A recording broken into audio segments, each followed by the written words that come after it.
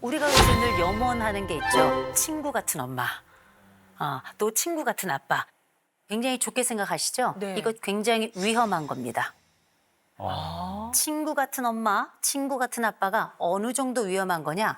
이건 단순히 친구가 아니에요. 우린 경계가 없어요. 너는 언제든 내게 침범에 들어와도 되고 나도 너에게 언제든 침범에 들어와야 되는데 사람은 나이를 먹고 성인이 된다는 건 나만의 영역이 있어야 되는 거예요. 이걸 우린 뭐라고 부르냐? 비밀이라고 불러요.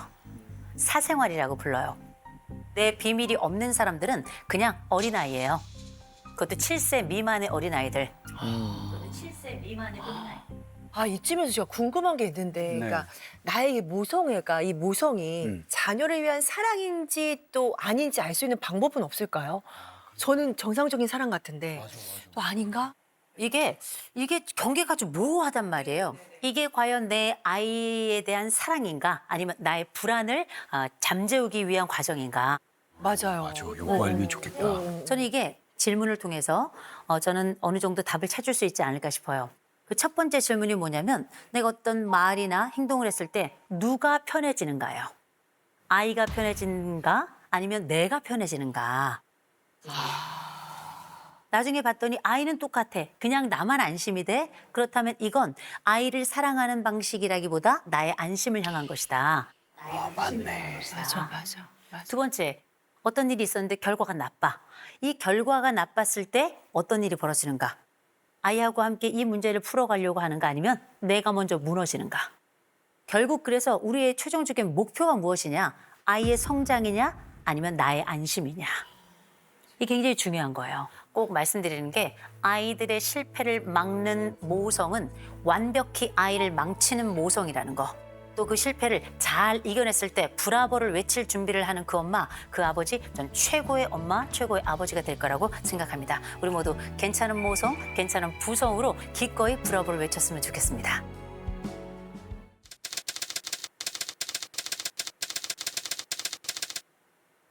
와이프가 좀 집안일이나 애 돌보는 일이나 이 뒷정리를 안 해요. 아. 화장실 청소는 한 달에 한 달. 한 달? 아. 그냥 막 쌓아놓고 뭐야? 쌓아놓고 오. 오. 그냥 막 쌓아놓고 오. 어지럽혀진 채로 막 오. 쌓아놓고 그냥 애들이랑 놀다가 그냥 자버리니까 시끄러워질까봐 그냥 제가 다 처리를 하죠. 요즘에는 뭐 남자들이 다 한다. 일종의 역차별이에요. 애들이 배울까봐 겁나기도 하고요. 지금 큰애는 엄마랑 100% 따라하고 있어요. 10년이 넘게 요거를 이제 변화가 안 되니까 제가 너무 답답해서. 두 분 나와주셔서 고맙습니다.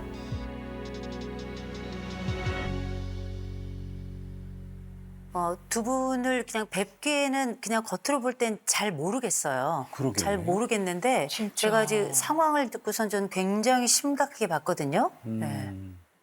두 분 결혼하신 지는 지금 몇 년 정도 되셨어요? 올해 13년 차 들어갑니다. 네. 아, 13년 차. 아까 저희가 사진을 두 장을 봤는데 이게 지금 최근 상태인 걸까요?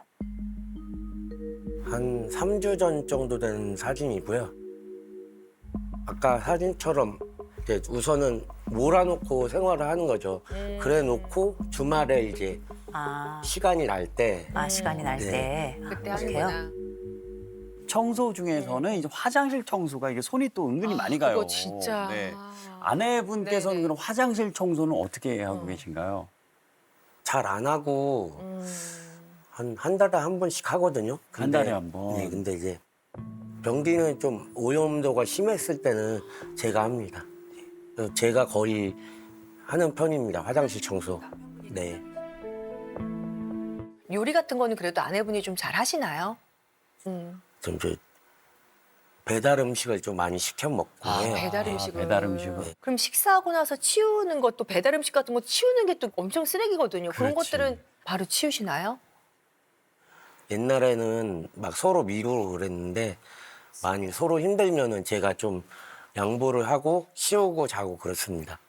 예. 아내분은 좀 잘 안 하시고. 예, 아니 핸드폰을 보거나 조금 밀어놓고 좀 쉬는 것 같아요. 그러면 집 청소도 대부분 남편이 하고 그다음 음식은 주로 배달 음식을 시키고 화장실 청소도 어쨌든 남편이 거의 다 하네요. 그러네요. 남편이 거의 다 청소를 도맡아 하고 있는 상황이네요. 네. 네. 우리 집 쓰레기는 언제부터 이렇게 쌓였어요? 아마 결혼하고 나서도 많이 조금씩 쌓였던 것 같아요. 그러면서 그래요? 아이들 태어나고 나서는 1차적으로 다 정리해 놓는데 한꺼번에 2명이 와다 보니까 2배로 다 모든 상품들이 다 2배로 늘어난 상태에서 6개월, 7개월 후에 셋째가 또 생겨 보이고 이렇게 하다 보니까 쌍둥이랑 셋째는 16개월밖에 차이 안 나요. 이 집에 지금 애들 몇 살 몇 살이에요? 13살 2명 하고요. 13살, 13살, 11살, 11살, 7살, 7살, 3살. 3살. 오케이. 한 명도 키우기 힘든데 진짜 뭔가 나는 아내분이 무슨 이유가 있지 않을까 라는 생각이 좀 들어요. 신랑 같은 경우는 약간 밖에서 뭘 갖고 와요. 특히 저희 같은 경우는 종교가 성당 천주교이다 보니까 네. 성당에서 주보 같은 거를 한 장만 갖고 와도 될 것을 다른 사람한테 홍보처럼 이렇게 설교한다고 하루 이거를 조금씩 갖고 오는 거예요. 그런 것 때문에 좀 더 많이 쌓였던 것도 있어요. 그래서 이면지도 저도 반 이상은 아마 버렸던 것 같아요. 네. 그 얘기는 우리 집에 쓰레기가 이렇게 차들어가는 건 남편이 가져오는 것들이다. 나는 오히려 이걸 버리고 있다. 이 말씀일까요? 근데 거의 한 90% 이상은 진짜 신랑이 많이 갖고 오는 것 같아요. 그래요? 네. 진짜요? 이걸 말씀드릴 거는 네. 화장실 청소 같은 경우는 네. 특히 변기 같은 경우는 제가 보이는 즉시로 그냥 해버리거든요. 그러니까 네, 저는 신랑이랑 살면서 변기 청소 본 적을 못 봤어요. 네. 이게 아이들을 학교 어린이집을 제가 다 데려다 주고 네. 4시 반, 5시까지 일을 하다 집에 와요. 네. 와서 애들 저녁 챙겨주고 다시 야간 일을 1월 말까지 하러 갔었거든요. 그러니까 투잡을 뛴 거예요, 1월 말까지. 네. 아마 그 시간 활용해서 조금 했다고 말을 한 것 같아요. 제 생각에는. 아마 낮에 집에 있는 시간이 더 많거든요, 저보다. 근데 집에 와도 그 모습 그대로인 것 같거든요. 보세요. 참 이상하네. 왜 두 분의 진술이 다르죠? 남편은 내가 일을 하고 오면 이 여인이 누워있다가 휴대폰 하다가 거의 아무것도 하지 않는다. 그러니까. 아내 얘기를 들어보니까 아니다. 난 아침에 애들 데려다 주고 내가 다시 투잡을 뛰러 나간다. 집에 더 오랜 시간을 있는 남편이 오히려 뭔가를 하는 것 같진 않다. 그러니까. 누구 말이 진짜예요?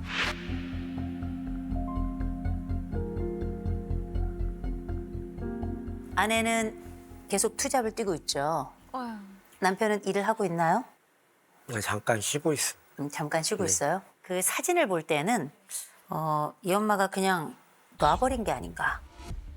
턱 하고 떨어지듯 어떤 상황을 그냥 놔두고 있는 건 아닌가. 이런 생각도 조금 들던데요.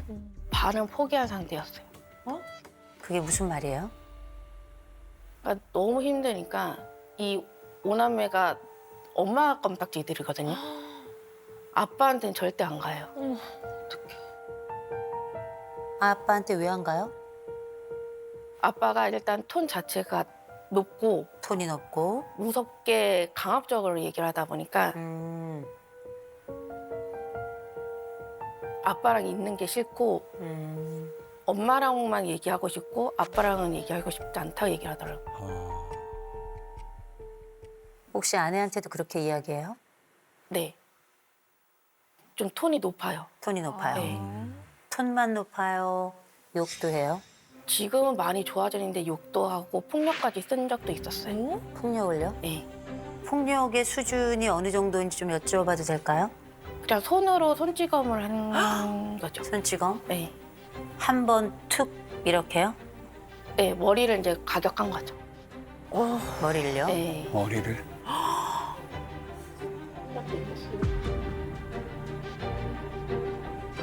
그건 머리를 한 번 툭 친 게 아니죠? 좀 그게 좀 많이 강력했었죠. 그렇게 딱 한 번 있었어요? 두세 번 있었던 것 같아요. 두세 번이 맞아요? 네, 두세 번이 마지막 했었던. 네, 두세 번이 마지막 했었던. 처음 있었던 폭력은 언제였어요? 23년도요.